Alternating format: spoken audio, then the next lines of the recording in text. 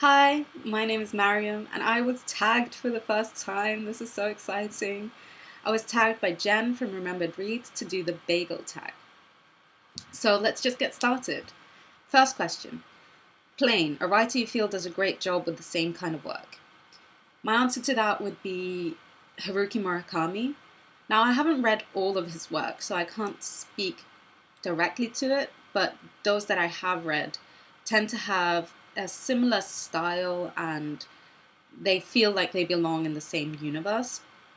So that's what I consider same kind of work. And I really enjoy it. And question 2. Everything. A writer in which you own every work. I really racked my brains for this one, but I don't think that there is one writer who I own every work of. I own all of Shakespeare's plays, but I don't have his sonnets, so that's the closest, I think, to owning everything. Question 3, Sesame. Your favorite Sesame Street or Muppets book? I did not grow up in the US, so I don't really have a relationship to Sesame Street and the Muppets.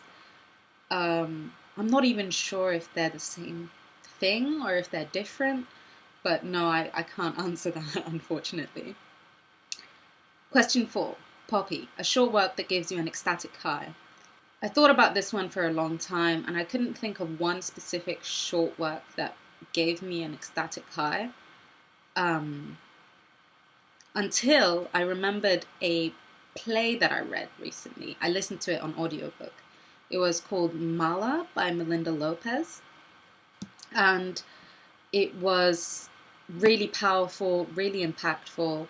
Now, it's quite a short work, and I cried my eyes out. It was really good. Question 5. Salt, a good book that you put down in order to catch yourself. Most recently, I think it would have to be Ministry of Utmost Happiness by Arundhati Roy. I remember several times having to put down the book and just breathe for a second because it was so powerful. But an older example of this would have to be the first time I felt that way, and that would be with Palace Walk by Naguib Mahfouz, which is the first of his Cairo trilogy.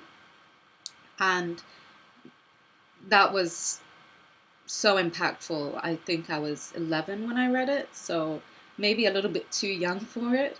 And I didn't continue on with the series simply because I was so ruined after the first book. So that would have to be my answer, I think. Question 6. Garlic, a genre you just cannot get enough of.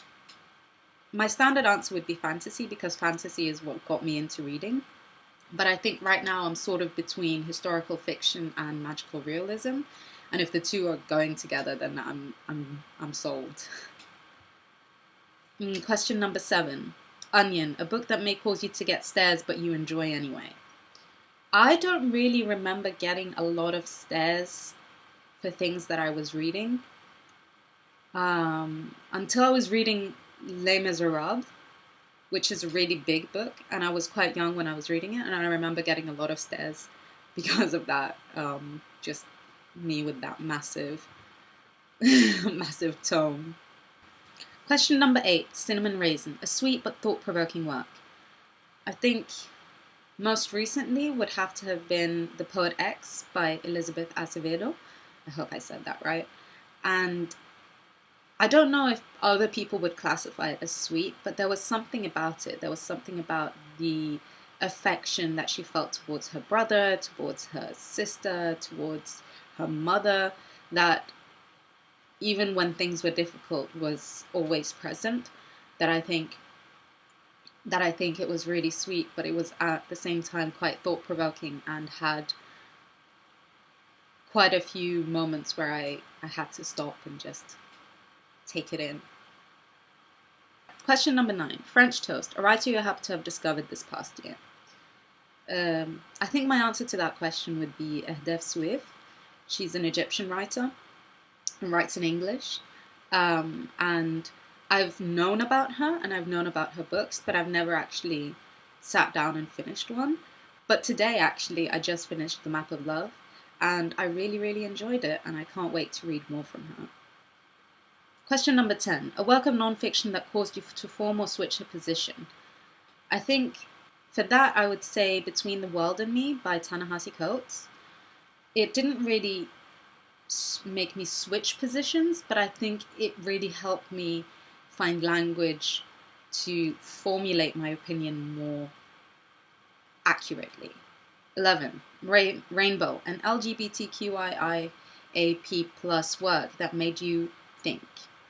The first thing that comes to mind, and the one that really resonated with me growing up, was a Danish fantasy book that I read called The Dragon's Kiss, or that's the English translation of it. And it's not explicitly LGBT plus, but, and this this is a bit explicit, but it had a sex scene between two women, and I remember it really impacting me, and although I didn't acknowledge it at the time, I think that's what really started my own understanding of my own queerness and my own place within that community. Number 12, Bialy? I don't know what that is. A fairy tale you feel people need to read in its original form. Rapunzel? Rapunzel is very different from the Disney version of it. And I really enjoy it. It's really dark and twisted, and I really enjoy that. And I feel like more people should read it. And the final question is number 13. What is your favorite kind of bagel? I don't really know, because bagels aren't very, very prevalent here. You don't find them all over the place, and the ones that you do tend to just be plain bagels or just with poppy seeds or something. So the one that I like, that I do get once in a while, is the whole grain sunflower seed one. I don't know what it's called, but that's the one that I like. And finally, I have to tag some people. So I'll put their names in the description below, and hopefully you can do it too. This is definitely a fun tag. And thank you again, Jen from Remembered Reads, for tagging me. And yeah, see you next time. Bye.